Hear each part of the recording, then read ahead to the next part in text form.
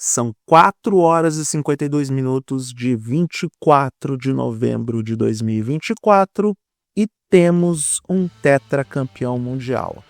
Tal e como eu previ há semanas atrás, Max Verstappen se tornou tetracampeão mundial em Las Vegas. Eu falo mais sobre isso daqui a pouco, eu quero comentar um pouco sobre essa corrida. E olha que o circuito do Porco-Aranha está oferecendo boas provas para os fãs de Fórmula 1. Tá valendo a pena ficar acordado para assistir essa prova todo ano. Muito mais interessante que GP da China, GP da Malásia, aquelas porcarias que a gente assistia nas décadas de 2010, que saíam do nada e ia para lugar nenhum. Às vezes a gente não sente muita falta do Helmut Schilke não, tá? Mas tudo bem.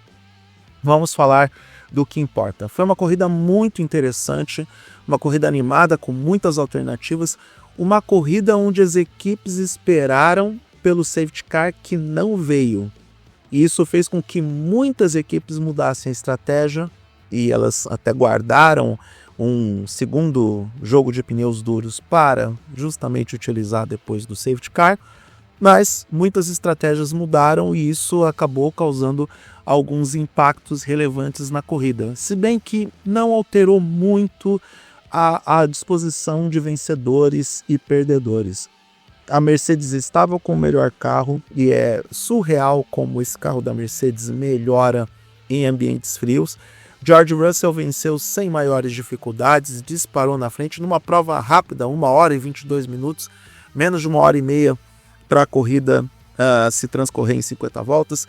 Lewis Hamilton fez a prova de recuperação que tinha que fazer, chegou em segundo, completou a dobradinha. Não estava muito feliz porque sabe muito bem que poderia ter vencido essa prova, mas por erro dele e somente dele isso não aconteceu. Carlos Sainz chegou em terceiro numa prova também muito competente, mais uma prova muito competente do piloto espanhol. E aqui eu vou falar do Lando Norris, obviamente, mas também quero falar do Charles Leclerc, porque já que o campeonato de pilotos acabou e nós temos a disputa pelo campeonato de construtores e também uma disputa pelo vice-campeonato em aberto, vamos ficar de olho no Charles Leclerc, porque ele pode conquistar o vice-campeonato e da forma como as coisas estão se apresentando nesse momento, com a Ferrari andando melhor, apesar de que esta pista não era favorável para a McLaren de qualquer forma, porém, a gente sente que a Ferrari está melhor que a McLaren nesse momento, não só a disputa pelo campeonato de construtores, que pode sim cair no colo da equipe italiana, cair no colo, eu digo, conquistando esse campeonato efetivamente, porque está pontuando mais que a McLaren, mas também o Leclerc ainda tem uma chance de ser vice-campeão do mundo, porque a McLaren meio que jogou a toalha, acho que como um todo.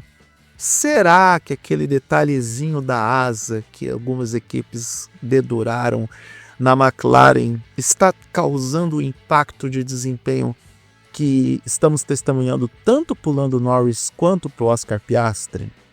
Eu acho que a prova do Qatar vai nos dar respostas mais sólidas sobre essa questão.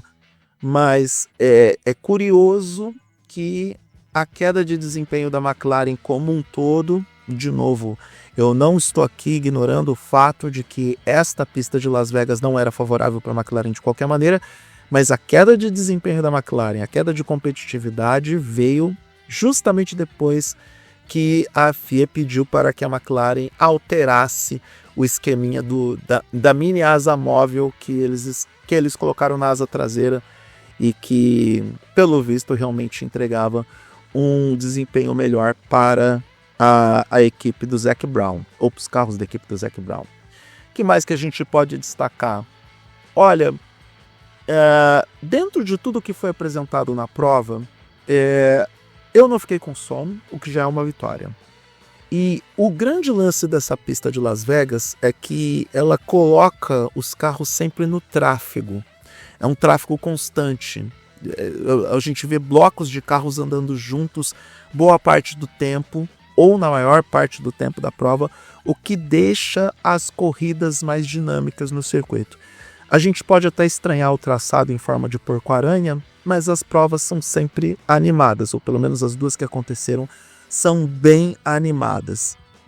Então, pode deixar Las Vegas no calendário, apesar das reclamações do horário da prova acontecer, apesar do sono que a gente vai acabar sentindo. Eu mesmo vou virar um zumbi nesse domingo, mas enfim, vou gravar esse vídeo, editar e publicar e vou dormir, mas valeu a pena ficar acordado até mais tarde.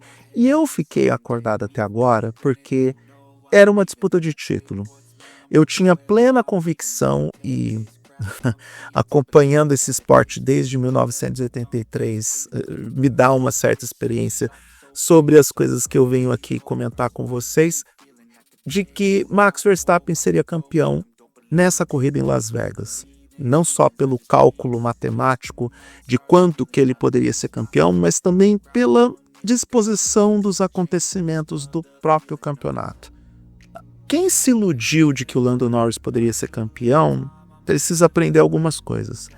O Verstappen, ele é um piloto que, ao longo do tempo, ele criou casca, maturidade, ele já tinha personalidade, ele desenvolveu essa personalidade ao longo dos anos, passou por uma experiência muito dura em 2021 na disputa daquele título mundial, independentemente das coisas que aconteceram ao longo da temporada, foi um teste mental para ele, e ele passou por aquele teste, e isso fez com que ele gerenciasse melhor as situações adversas, como foi muito adversa o cenário de 2024 como um todo.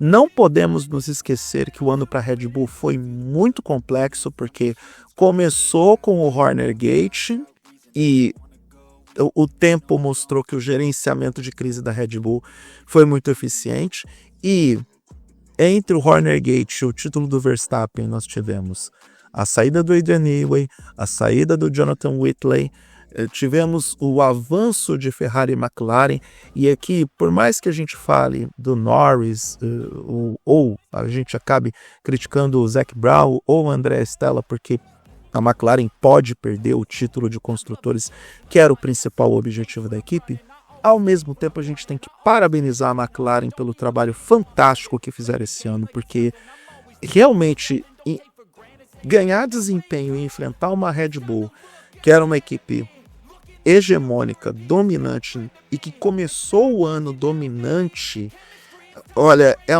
é de se aplaudir tanto o Zac Brown quanto o André Stella, e também aplaudir o Frederic Vasseur na Ferrari, porque também é um trabalho espetacular, não só na parte técnica, como também de recursos humanos, porque convenhamos, contratou o Lewis Hamilton. Se bem que temos um ponto de interrogação. Com o ano que o Carlos Sainz fez, será que a Ferrari tomou a melhor decisão? Então, foi um ano muito complexo para a Red Bull por conta dos avanços das outras equipes. E olha só como são as coisas. Aquilo que o Adrian Newey disse no começo do ano se confirmou. Exatamente tal e como ele disse.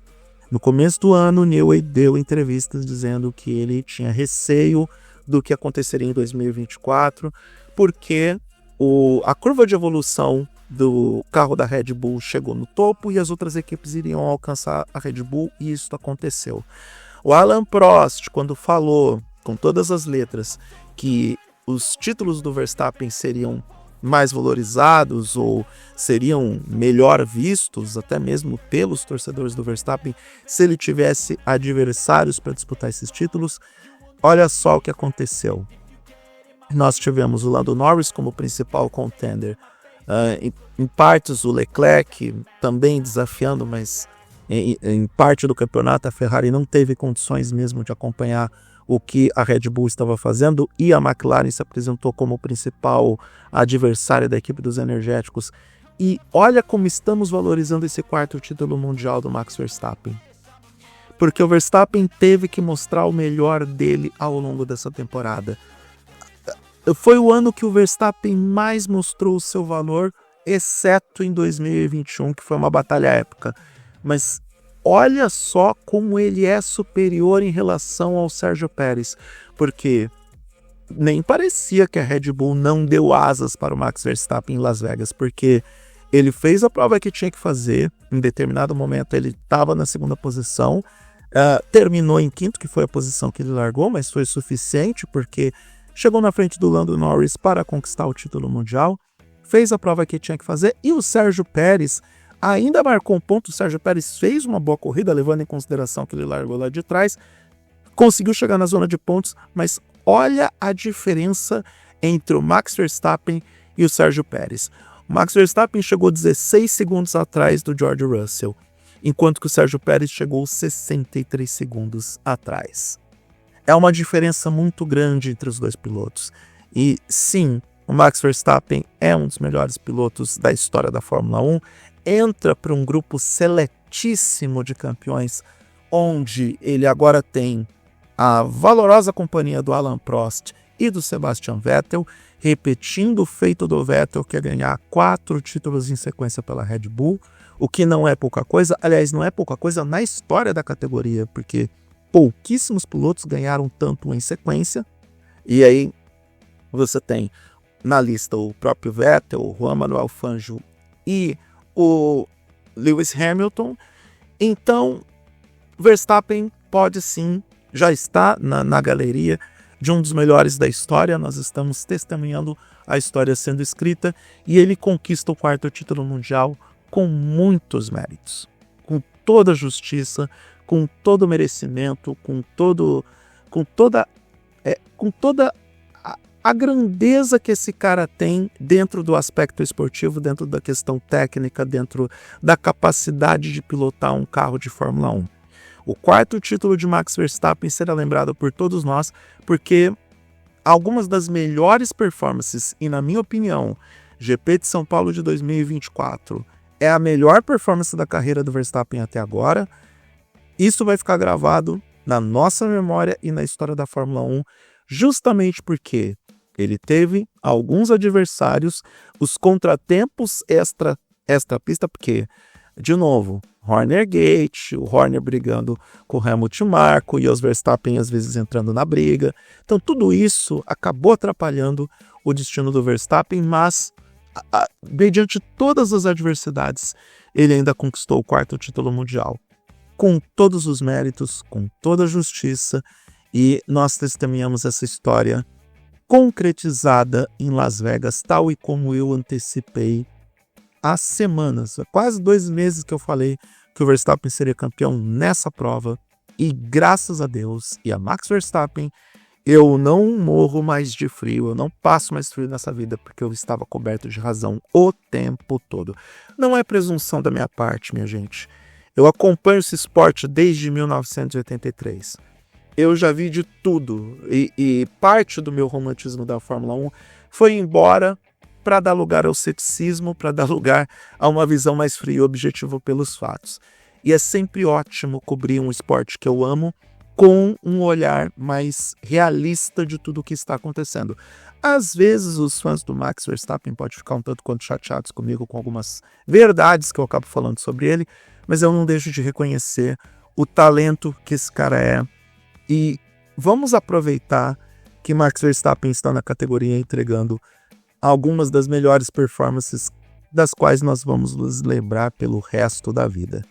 Semana que vem, em um horário de gente normal, GP do Qatar, e mais importante do que a prova da Fórmula 1, do que a corrida sprint que vai ter no sábado, Gabriel Bortoleto pode ser campeão da Fórmula 2 e com isso chegar na categoria principal, porque ele está garantido no ano que vem no grid.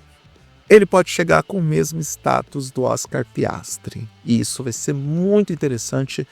Vamos torcer pelo título do Gabriel Bortoleto na semana que vem. Nossa, que bom que eu terminei esse vídeo sóbrio, porque eu estou morrendo de sono. Vou editar isso aqui, vou dormir, e esse vídeo vocês vão ouvir depois do meio-dia, porque eu acredito que todo mundo vai ter se livrado do spoiler do resultado da corrida. Quem vai ver a reprise por gravador ou por outros meios já vai ter assistido a prova, e a gente pode manter esse bate-papo sem maiores problemas. É isso. Obrigado para quem acompanhou a temporada de Fórmula 1 até aqui. Tem mais 2 etapas, mas temos um novo campeão. Saudemos o tetracampeão Max Verstappen.